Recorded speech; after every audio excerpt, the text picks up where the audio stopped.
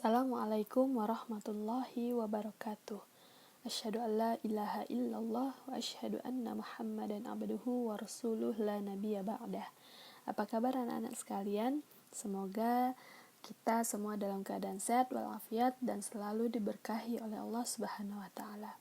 Pada kesempatan ini, Saza akan menyampaikan materi baru di bab 4, yaitu mengenai listrik statis. Pada materi ini ada beberapa cangkupan yang akan dibahas.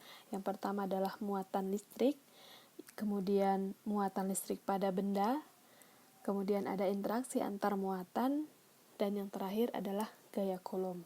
Sebelum kita memasuki pada cangkupan materi yang sudah disebutkan tadi, Ustazah akan memfokuskan dulu kepada apa itu listrik statis. Pada musim hujan saat ini, pasti kita sering mendengar gemuruh suara petir. Nah, ngomong-ngomong soal petir, yang sering kita lihat di dunia nyata, asalnya adalah petir terjadi karena gesekan antar awan yang melahirkan elektron-elektron bebas. Apa itu elektron? Nah, jadi petir adalah salah satu peristiwa yang berkaitan dengan listrik statis. Sebelum kamu pusing memikirkan petir, mari kita belajar listrik statis sama-sama, ya. Jadi listrik statis adalah suatu kumpulan muatan listrik dalam jumlah tertentu yang tidak mengalir atau tetap, yang disebut dengan statis.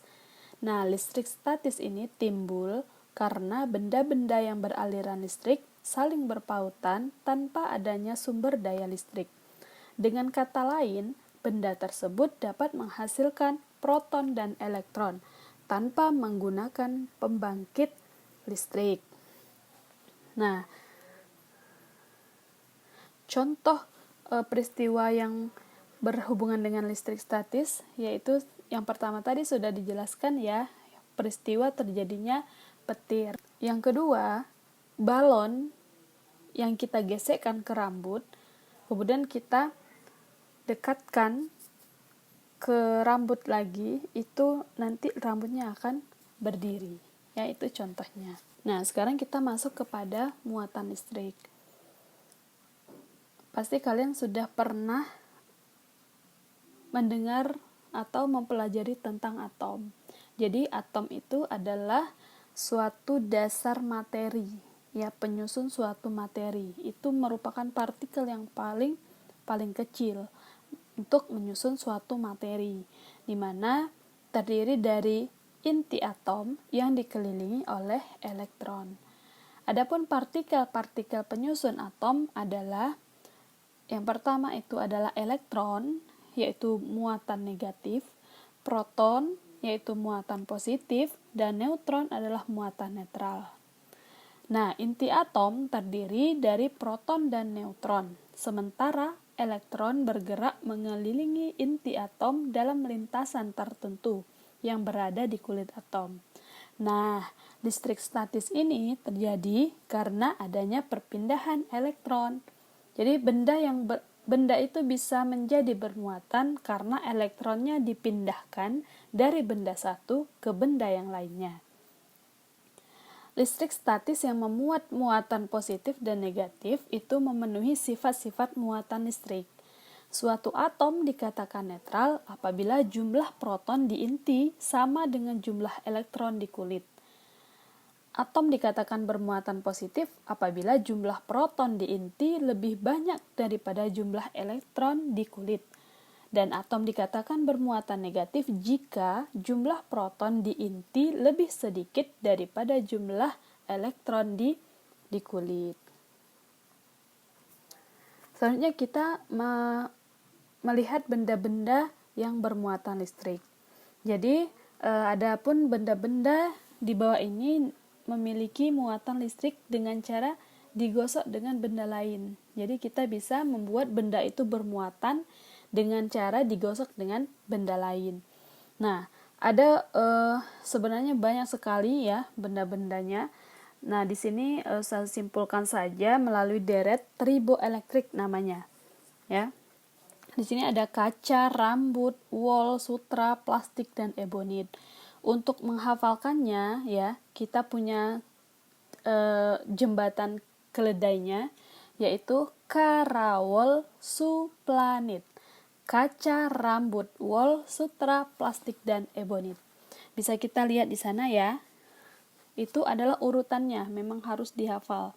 Jadi semakin ke atas itu bendanya itu semakin positif, ya, dan sedangkan semakin ke bawah itu semakin negatif muatannya. Itu. Jadi kalau kita bandingkan kaca dengan rambut, berarti kaca itu lebih positif daripada rambut. Atau sutra dengan rambut, ya, berarti rambut itu akan lebih positif daripada sutra. Seperti itu.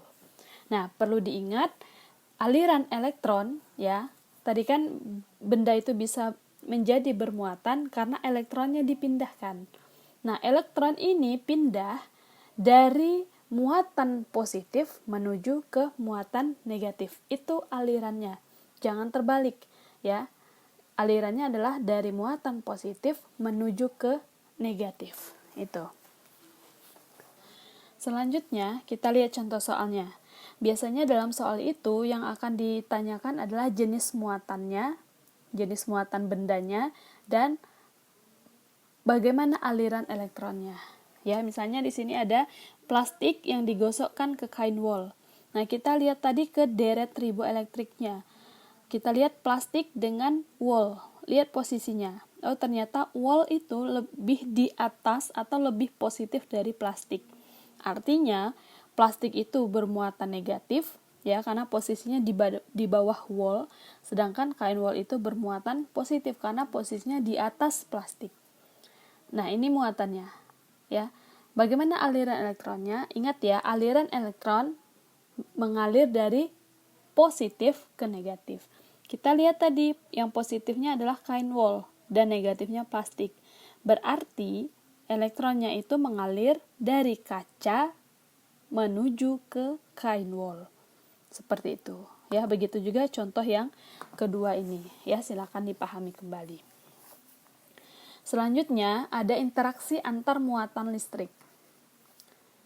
Nah, dari sifat-sifat itu tadi, ya, dapat memungkinkan menjadi interaksi. Interaksi tersebut bisa terjadi tarik-menarik atau tolak-menolak. Ya, syaratnya apa? Ini.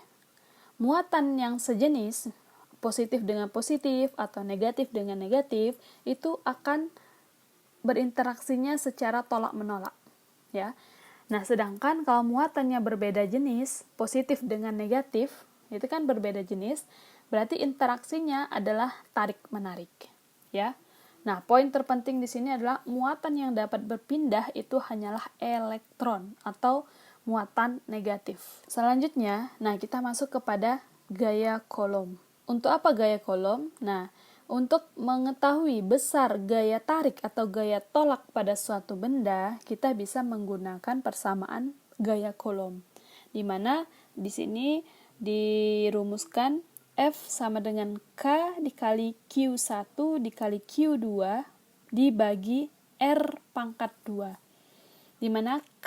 Di mana F itu adalah gaya Coulomb, K itu konstanta, jadi nilainya selalu tetap, tidak berubah-ubah, yaitu 9 dikali 10 pangkat 9 Nm² per Coulomb kuadrat.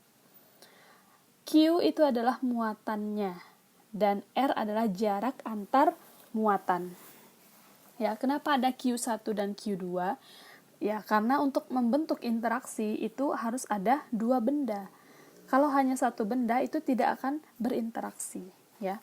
Jadi untuk mengingat rumus gaya Coulomb ini, F sama dengan K, Q, Q, retak-retak. Nah, seperti itu. Bisa ya? Kita lihat contohnya supaya lebih paham lagi. Dua buah benda masing-masing bermuatan listrik, yaitu positif 4 dikali 10 pangkat negatif 9 Coulomb dan negatif 6 dikali 10 pangkat negatif 9 Coulomb, terpisah sejauh 4 cm. Pertanyaannya, tentukan gaya yang terjadi antar kedua muatan tersebut. Yang kedua, tentukan besar gaya dan tentukan arah gayanya. Baik, kita bahas langsung. pertanyaan yang pertama adalah gaya yang terjadi. Nah, untuk menentukan gaya yang terjadi ini, kita tidak perlu menghitung, kita hanya melihat saja. Tadi kan ada 2 buah benda yang bermuatan, di mana benda satu, yaitu muatannya adalah positif. Ya, positif, sedangkan muatan kedua adalah negatif. Nah, dari sini kita bisa lihat, ternyata muatan kedua benda ini berbeda jenis. Karena dia muatannya berbeda jenis, maka gaya yang terjadi adalah gaya tarik-menarik. Bisa dipahami ya? Nah, yang kedua, besar gaya. Nah, di sini kita akan berhitung. Kita menggunakan rumus tadi ya, KQ retak-retak.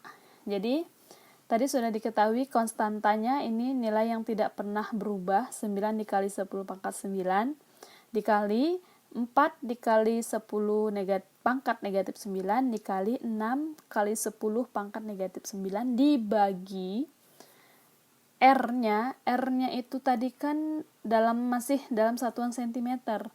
Ini kita harus rubah dulu ke satuan internasionalnya, yaitu meter. Jadi 4 cm menuju meter itu kan naik 2 tangga, berarti dibagi 100. Supaya untuk mempermudah berhitungnya nanti, ya ini bilangan 10 pangkat perpangkatan 10 ini. Jadi ini nanti ya untuk jaraknya kita rubah seperti itu juga. 4 dibagi 100, ya itu sama dengan 4 dikali 10 pangkat negatif 2. Itu adalah nilai jaraknya. Ingat, rumus jarak tadi adalah dikuadratkan. Ya, jaraknya dikuadratkan. Nah, sehingga bisa kita hitung ya. Cara menghitungnya bisa ya, ini ilmu matematika dasar. Ini 9 kita kalikan dengan 4, ya sama-sama bilangan bulat, dikali juga dengan 6. Dapatlah 216.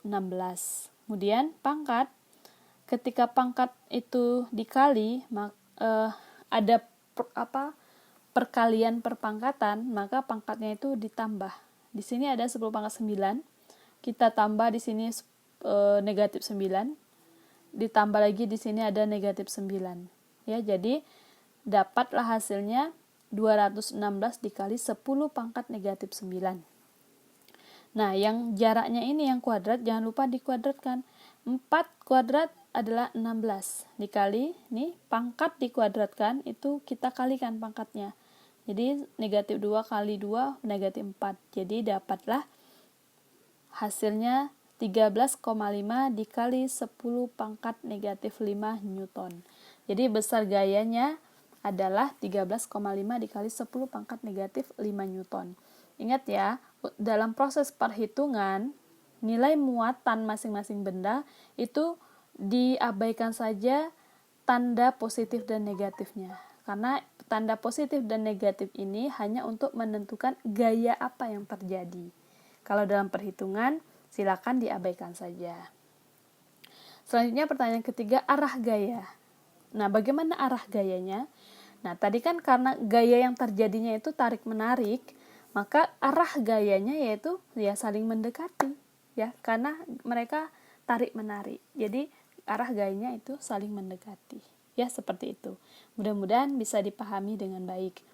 Nah, supaya lebih paham lagi, silakan kalian mengerjakan tugas ada di buku paket halaman 115 sampai 116 latihan ulangan bab 4. Silakan dikerjakan soal pilihan ganda nomor 1, nomor 2, nomor 3, dan juga nomor 11. Kalian tulis di buku tulis beserta alasan dan proses pengerjaannya kalau ada soal hitungan. Ya, semoga kalian dimudahkan dan dilancarkan dalam mengerjakan tugas. Ya, baik, itu saja, mudah-mudahan bisa bermanfaat materi yang disampaikan. Kita akhiri. Wassalamualaikum warahmatullahi wabarakatuh.